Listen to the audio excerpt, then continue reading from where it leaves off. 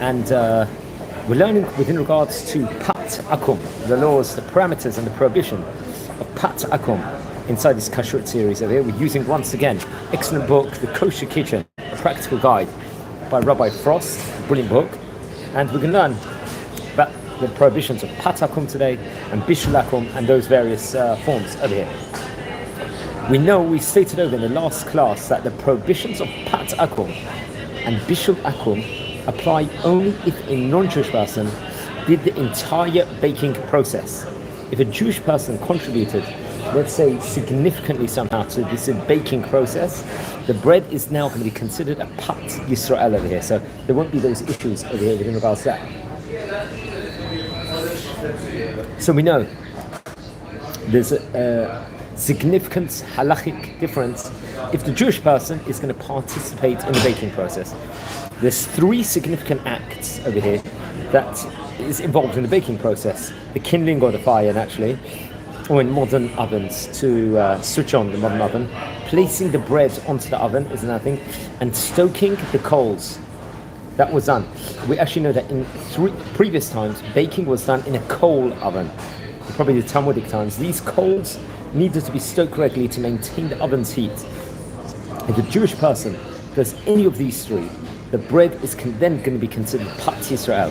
For instance, let's say if a non-Jewish person kindled the fire and placed the bread into the oven, and the Jewish person over here merely would just stoke the coals once, the bread is a Pat Yisrael. Let's say that. Nowadays, if a Jewish person were to turn off the oven before the bread is fully baked and turn it on again, the bread now is going to be Pat Yisrael. So that's the way, if you want to get something to be Pat Yisrael, that's the way of doing it. And there are additional means by which a Jewish person may share in the baking process of a coal oven. A Jewish person may throw a piece of wood, regardless of its size, into the fire. You can use bellows over here. If a Jewish person does either of these, the bread is Pat Yisrael, since the addition of wood or oxygen intensifies the heat somewhat and causes the bread to bake more rapidly. Baruch Shulchan actually brings down. However, since these two acts are insignificant, some poskim advise that one should not rely on them unless absolutely necessary. Rather, one who wishes to prevent bread from becoming Pat Akum should initially do one of three more significant acts. What is that? Kindling the oven, placing the bread onto the oven, or stoking the coals. Nowadays, one should somewhat raise the heat of the oven. Additional baking by a Jew. Even if a Jewish person was not involved in the beginning of the baking process and the bread in the oven has already baked, it may yet be saved from the Pat Akum prohibition if a Jewish person becomes involved in the continuation of the baking and improves the bread's quality and makes it more edible for the average person. However, if the subsequent baking does not improve the bread's quality, it is insignificant and cannot remove the Pat Akum prohibition. Thus, let's say if a non-Jew bakes bread to the degree that it could be considered baked, but at that point a Jewish person stokes the coals and the bread continues baking and improves, let's say the bread is not Pat Akum. However, if the additional baking does not improve the bread in any way, the bread remains Pat Akum at that stage in time. How about rescinding the bread status of it? Once bread acquires a Pat Akum prohibition, then it remains prohibited, even if one rescinds its bread status. It stays that status of it. For example, let's say breadcrumbs that are cooked or fried and are no longer recognizable as bread or as matzah meal, used to make matzah balls, they will lose their status as bread at that stage in time. So one who eats them will have to recite mezonot, not a motzi, even if he eats them as a meal. If the bread crumbs or matzah meal, or let's say Pat Akum, the Pat Palta, they retain their prohibition if it's been brought down. For example, let's give an example here. Let's say one who makes breaded chicken or breaded fish should not use Pat Palta crumbs. Obviously, Pat Yisrael is available. So always when Pat Yisrael is available, one should use that. How about the concept of bittul with regards to pat akum? Most prohibited foods lose their prohibition when they are lost in a mixture of permitted foods. We talk about the called bittul, nullification. Obviously, rabbinically prohibited foods require 60-1 ratio. However, when we talk about pat akum, it's more lenient over here, since it's not directly based upon a biblical prohibition. Therefore, when pat akum falls into permitted food, it's nullified in merely a majority of permitted food. Even a complete and significant loaf of pat akum that becomes mixed with the 2 loaves of kosher bread is nullified, and all 3 breads may be eaten.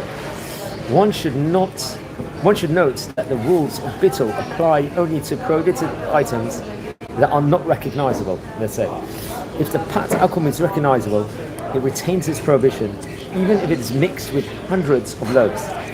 Even crumbs of a pat akum loaf cannot become nullified if they are noticeable by their distinctive color or texture. How about the taste of pat akum? Okay. All prohibited foods transmit their prohibited taste to any food or container with which they come into contact when either is hot.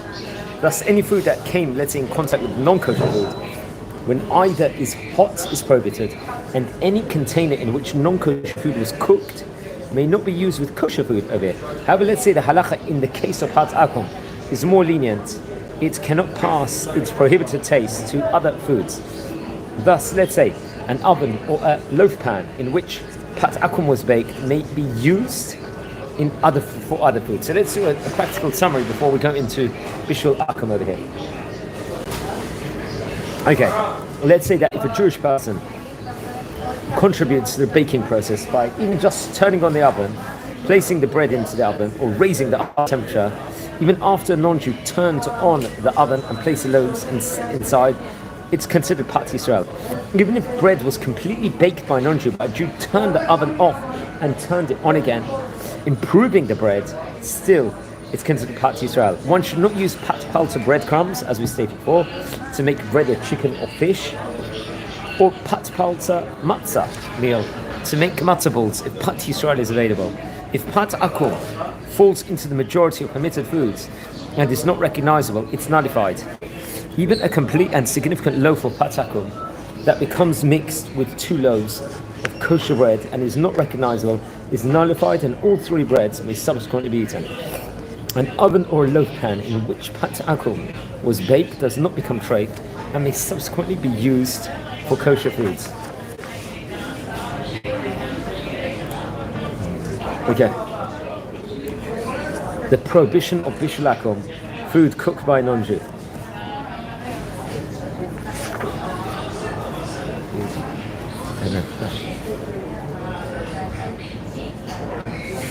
Okay. Let's talk about bishul akum over here. We're now on a new section. We know that we spoke about pat akum already. We've covered that. Now, bishul akum, what's that? Food cooked by a non-Jewish person. The term akum itself literally means an idolater, actually. So hence the prohibition of pat akum and bishul akum apply equally to any non-Jew, regardless for his belief.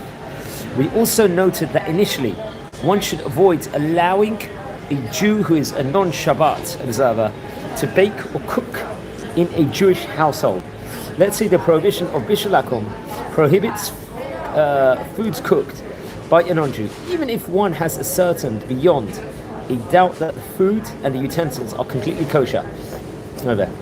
Let's say in those instances, as we see, of course, in the chapter, when we permit eating food that has been prepared by a non-Jew, we are assuming that one has ascertained that no non-kosher ingredients have been added to the food and it's been prepared in kosher utensils. In the opinion, let's say, of most authorities, the prohibition of bishul akum is based upon the concern that eating food cooked by a non-Jew may lead to close friendship, intimacy, and perhaps eventually intermarriage.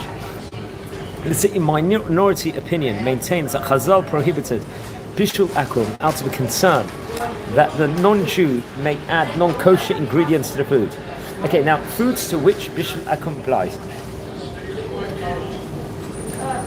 We talked about the prohibition of bishul akum was instituted. It was fully accepted by Klal Yisrael.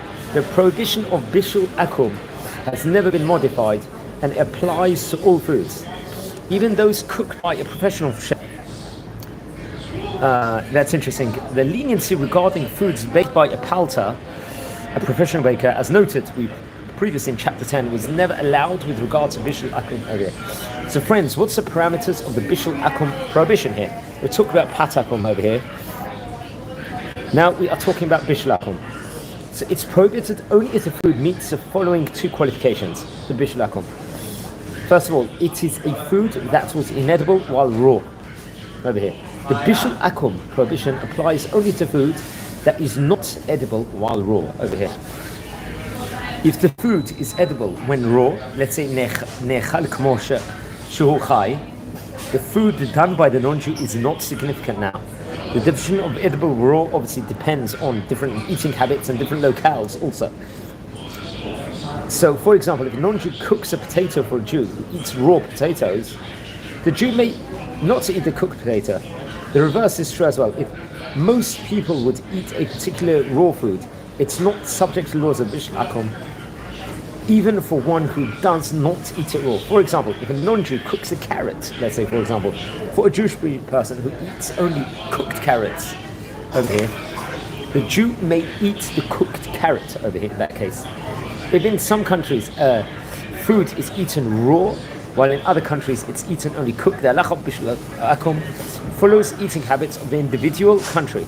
Similarly, let's say the rules of bishul akum are time-orientated also, and are liable to vary with the passage of time. So, for example, let's say in the past, it was uncommon to eat raw spinach. We know that cauliflower, mushrooms, you would not eat it like that. Nowadays they're eaten raw, especially in some salads. So if a non-Jew cooks cauliflower, it would no longer be included in the prohibition of bishul akum because it's something that could have been eaten raw over here. Okay. What if it's a food that serves nobility? Okay, that's the next thing. So let's say the bishul akum prohibition applies only to a food that is ole al shulchan melachim, fit to serve nobility, royalty of it, like esteemed guests, let's say. The prohibition of bishul akum is based upon concern that eating non-Jewish food will lead to intimacy. Okay, that's the problem. This applies only to important foods that will attract the Jew to the home of the non-Jew. Over here. A non-Jew will never invite a Jew to eat in his home, to eat solely a snack, let's just say, such as popcorn. No one's going to do that usually. But you never know nowadays. Thus, eating non-Jews' popcorn will never lead to intimacy and is not prohibited. When defining foods that are fit to serve nobility, we consider the actual foods as prepared, not the general type of food.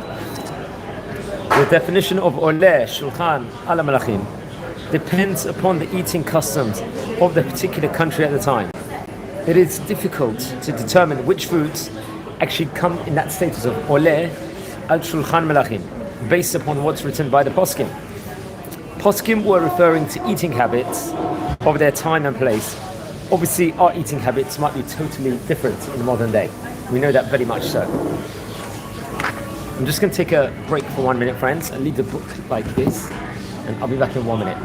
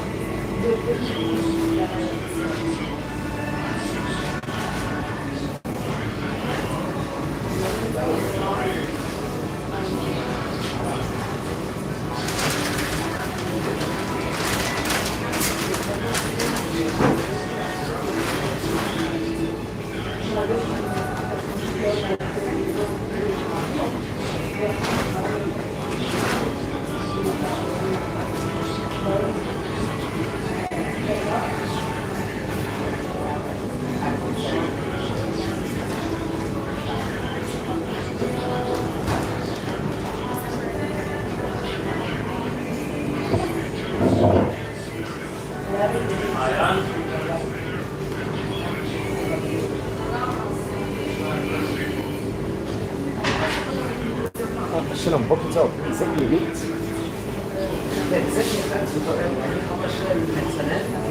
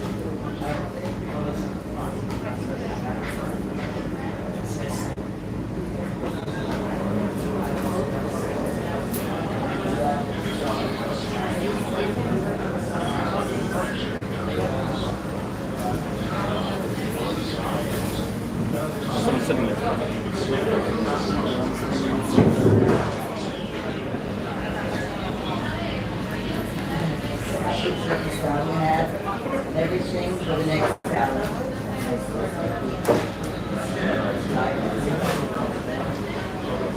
I can have everything for the next salad. Switch it up. We don't have to minute. What is it again? And everything with the next salad and a beef course. Everything wheat? Is it wheat? Say you. Lunch with that egg. Coffee.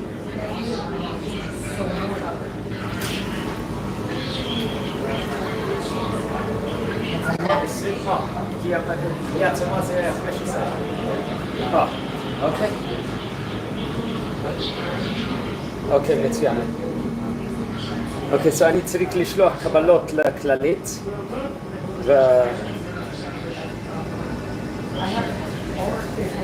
אוקיי, תודה רבה. זה הוספת עוד 3, כן? אוקיי.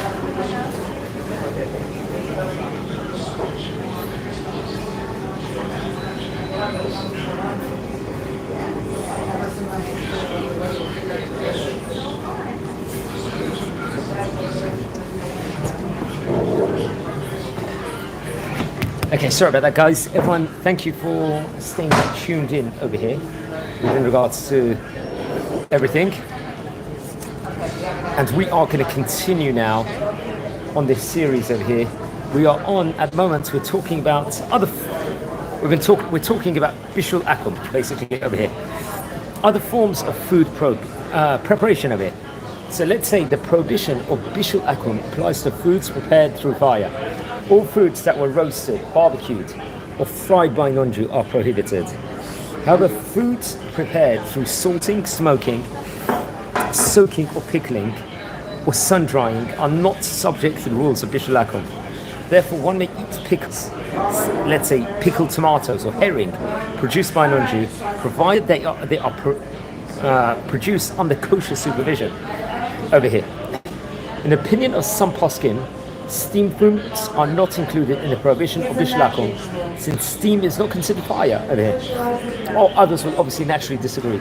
So foods cooked by a non-Jew in a microwave oven is considered bishul akum. However, food pre-cooked by a Jew and reheated by a non-Jew in any oven is not considered bishul akum. So if it was cooked at one stage by a Jew initially, it seems like that's good. I think rewarming is not cooking. They add as a side note. Okay. Now, applying the rules of bishul akum to particular foods. Over here. So it's difficult, obviously, to categorize foods with regard to bishul akum in a clear and unequivocal manner, since eating habits are ever-changing. Let's say foods that in the past were considered inedible raw are today eaten raw. Foods that in the past were unfit to be served to important company are now fit to be served. In addition, there is a wide discrepancy among Kashrut organizations in applying the rules of bishul akum to various produced foods. The goal of this book is directed to foods cooked in the home. Each household should follow the Kashrut supervision that they trust to seek guidance from the Rav. The food lists here are cited merely as examples of different principles used in the halacha of bishul akum. Let's say now we're talking about tea, coffee, and beer. Tea, coffee, and beer brewed by a non-Jew are, in most opinion of the rabbis, not considered bishul akum. Nevertheless, one who wishes to purchase brewed coffee in a non-kosher, let's say convenience store, must ascertain that the coffee and utensils are kosher. So obviously, naturally, you never know what can happen inside the kitchen in these places. Over here, all flavored coffees need kosher certification. That's another thing. If the store sells brewed flavored coffee as well as unflavored coffee, one must be concerned that the coffee machine are not used for unflavored coffee. There's many different rules over here. And imagine you could have washed it within the previous 24 hours. The other dishes, there's a lot of different halachic issues that might come from a non-kosher coffee shop, even if you want to buy a regular coffee. Let's say one who purchases coffee from an automated machine must ascertain that non-kosher drinks are not dispensed from the same machine over here. How about sugar over here? Although sugar is cooked during its processing, it's not subject to bishul akum. That's another thing. Chocolate over here. Many people like the Bendix chocolate, which has a kosher stamp on it, and it's parva. What about that? Similarly, chocolate is not subject to laws of Bishul Akum over here. I think the Teshuvot, the Han Hagot actually brings this out, and Aruch and Shulchan respectively. It talks about this in depth. Okay, mushrooms over here. Cooked mushrooms are fit to be served to important guests over here, and are subject to the Bishul Akum prohibition. However, there are many types of mushrooms that are eaten raw nowadays and are thus not subject of Bishul Akum. Eggs. What's the din of eggs over here? Although it's possible naturally to eat raw eggs, they are considered inedible raw usually. So obviously, within regards to laws of Bishul Akum, it's a problem if someone cooks the egg over here. I think that's actually brought down in Yoredeh in chapter 113. How about vegetables? Vegetables are eaten both raw and cooked, are not included in the prohibition of Bishul Akum. For example, carrots and green peas. Nowadays, it's become common to eat many vegetables raw, such as cabbage, cauliflower. These vegetables are no longer subject to Bishul Akum prohibition. So naturally, with cooked, there's nothing problematic. How about cold cereals over here? What's the din with regards to that? Obviously, it's not. First of all, it's not fit to be served in a banqueting hall for guests. So one is hosting great guests for breakfast would serve pancakes or omelets or hot cereal, not cold cereals, made especially from the 5 grains. So now it will fall under the category of pats, which we spoke about before. How about snack foods over here? Once again, such as popcorn, corn chips, potato chips. It's not fit to serve an important guest over here. So they're exempt from Bishul Akum prohibition over here. How about donuts over here? What's the thing with regards to that? Donuts aren't considered Bishul Akum since they are made from dough, not batter. In their opinion, donuts are considered pat and are permitted when baked by a palter. Even if we do not accept this position, donuts are not included in the Bishul Akum prohibition since they would not be served to important guests. How about pies and knishes of it? We noted as well in this chapter that the filling in a potato knish is not edible raw and thus is subject to the prohibition of Bishul Akum. Since the filling is prohibited, the crust that absorbs taste from the prohibited filling is prohibited as well. Similarly, a meat pie baked by, let's say, a non-Jewish person is prohibited. The meat is Bishul Akum, and the crust which absorbs gravy and taste from meat is prohibited as well. Now, obviously, Kashrut supervision is obviously a major industry today. It's relatively easy to guarantee the Kashrut of manufactured food products. It's considerably more difficult, and sometimes, obviously, very difficult to deal with Bishul Akum issues over here. Therefore, Kashrut supervising agencies rely upon combinations of various lenient opinions regarding Bishul Akum in order to provide a Kashrut certification. So let's say these standards may be unacceptable to someone, let's say with more scrupulous standards with Bishul Akum over here. I think they actually say over that Rav Shlomo Zalman Auerbach suggested, since rabbinic injunction against Bishul Akum was instituted to prevent intermarriage, the wide-scale institutionalization and negligence and carelessness regarding Bishul Akum in this country is responsible for the frightening intermarriage rate among American Jews. Especially in America, we see what a problem it's been. I mean, so we see a testimony, unfortunately, within regards to this. Okay, food mixtures over here. What's it in? When prohibited food becomes mixed, let's say, into permitted food, there are cases where the prohibited food becomes nullified over here. So we spoke about it before, it's 1 in 60 over here. However, certain lesser prohibitions such as Bishul Akum and Pat Akum become nullified in a mere majority of permitted food.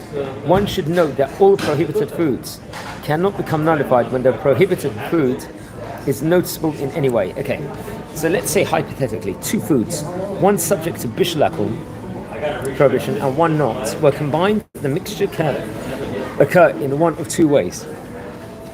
The foods were combined before being cooked by the non-Jew, and the foods were combined after being cooked by the non-Jew. The first case is more lenient because the food subject to Bishul Akum lost its identity before the prohibition of bishul akum took effect. While in the second case, let's say the bishul akum prohibition already took effect and must be nullified of it. Let's say foods combined prior to cooking it. So let's say one edible and one unedible food, let's say carrots and sweet potatoes, were combined into an indistinguishable mixture, like a kugel, let's just say over here, and then cooked by a non-Jew. The status of the mixture follows the majority food. So we go by the majority here. So if the majority is a food edible, raw, the mixture is permitted. If the majority is non-edible raw, let's say food, the food is prohibited. Let's say in this case we are lenient even if the foods were of equal proportions. In either case, if pieces of sweet potato are recognizable, they must be removed. Let's say foods combined after cooking. If let's say a non-Jew cooks two foods, one edible raw, like carrots, and one not edible raw, like sweet potatoes, we have one prohibited food and one permitted food. If these two foods are combined into indistinguishable mixture, we have a mixture of prohibited and kosher foods. As we noted above, bishul akum is more lenient than other prohibitions and becomes nullified in a mixture with a majority of kosher food. Thus the status of the mixture follows the majority of food. Let's see if the majority is the carrots, the kugel will then be permitted. If the majority is sweet potatoes here, the food will be prohibited over here. So that's a very, very interesting tip. Once again, friends, I'm going to take a short break for a minute and we will continue. I'm just leaving the book once again over here. I'll be back in 1 minute.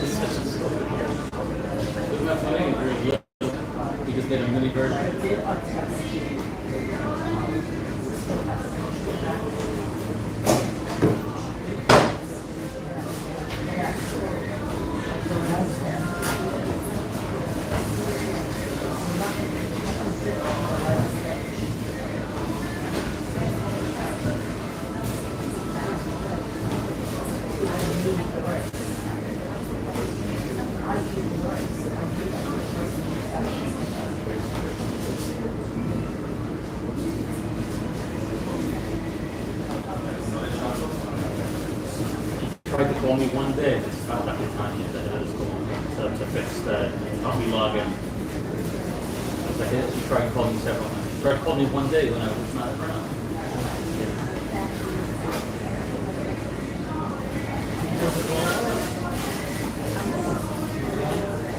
Well, now I've got the max of all shots. I gotta go over that. We were there. It wasn't that way. It won't come.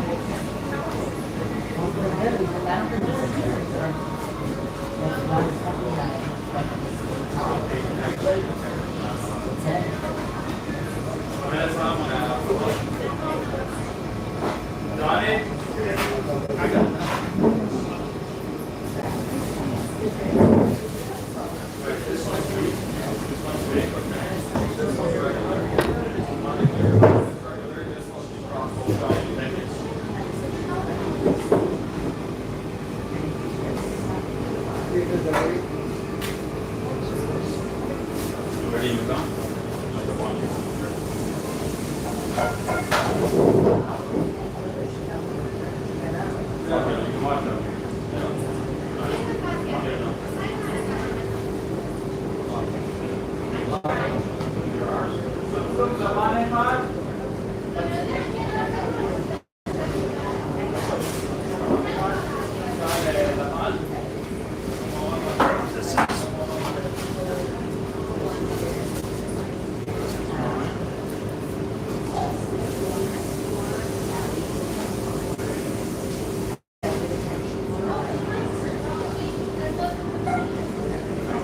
let's move this to here.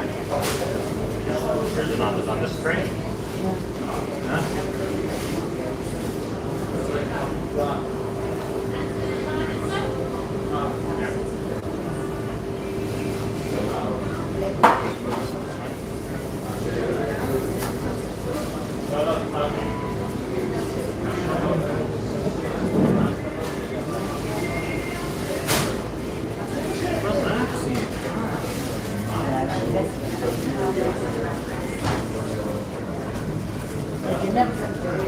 No, they did cut through it. They cut through the paper.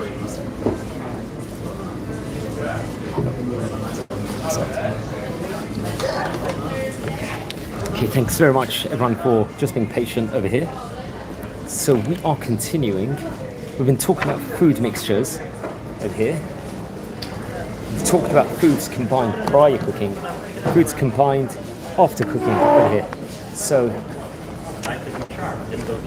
let's just do a practical summary over here on the cases we've spoken about. So we said that bishul akum is prohibited only if the food cooked by the non-Jew is, let's say, while raw, not edible to the average person in that locale, and the food is cooked in a manner that makes it fit to be served to important guests. Only foods cooked by a non-Jew are prohibited. Let's say pickles, pickled tomatoes or herring produced by a non-Jew are not subject to bishul akum. Of course, it must be produced under kashrut supervision, we said. In the opinion of most poskim, tea, coffee and beer are not considered bishul akum. When purchasing brewed coffee in a non-kosher store, one must ascertain that the coffee and the utensils obviously are kosher. One should not purchase coffee from an automated machine that obviously dispenses non-kosher drinks, such as flavored coffees. Sugar is not, as we said before, not subject to laws. Chocolate is also not subject to laws of bishul akum. Mushrooms also not. Eggs are subject to it. Mushrooms, going back to mushrooms, only if it's eaten raw, the person does. Vegetables eaten raw are not subject naturally to it. Cold cereals are not subject to bishul akum. They're pat, as we talked about before. Snack foods also exempt from bishul akum.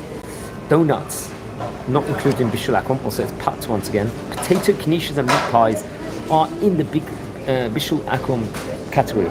Let's say if bishul akum food is mixed into majority of permitted food and this is recognizable, it's nullified and may be eaten.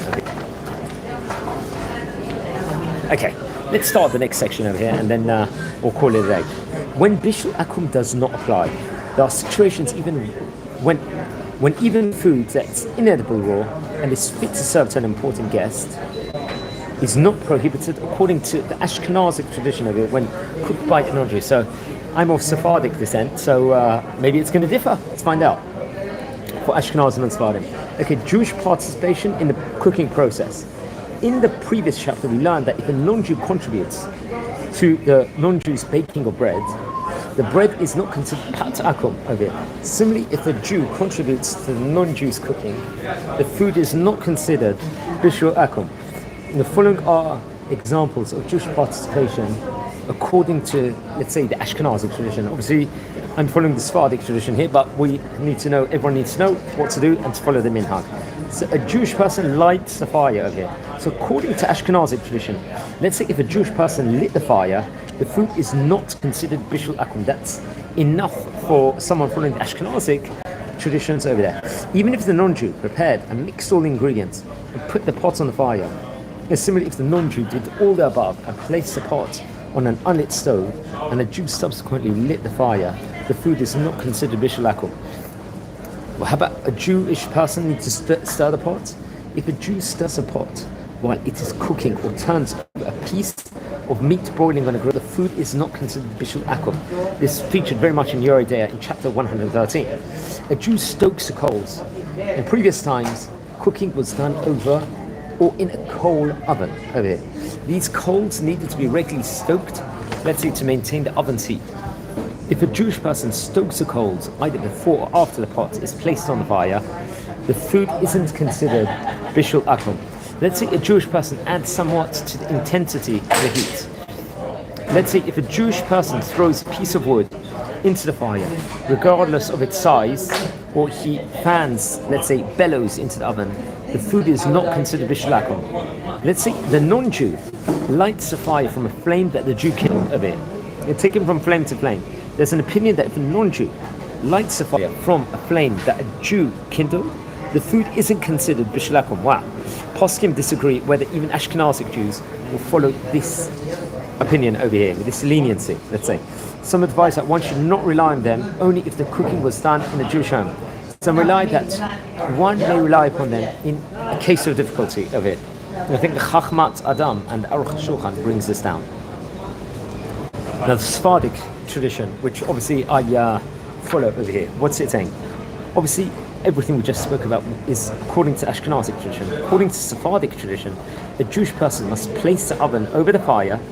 If a Jewish person merely lit the fire and, let's say, a non-Jew placed the food over the fire, and certainly if the Jew merely threw a piece of wood into the fire, the food is considered bishul akum. Over here. In addition, according to Sephardic tradition, if a Jew merely stokes coal, the food is considered bishul akum. Over here.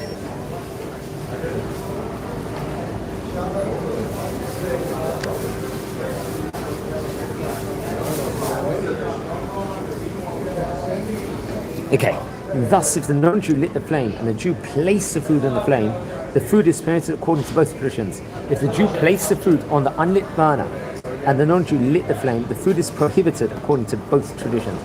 If the Jewish person lit the flame and a non-Jew placed the food on the flame, according to Ashkenazim, the food is allowed. According to Sephardim, it's prohibited over here. So it's a case scenario where Sephardi law will be more stringent than the Ashkenazic law over here. How about Jewish participation later in the cooking process? What is the din with regards to that? All the types of Jewish participation in the cooking process, let's say, are effective if they were done before the food reached the level of ma'achal ben drusai.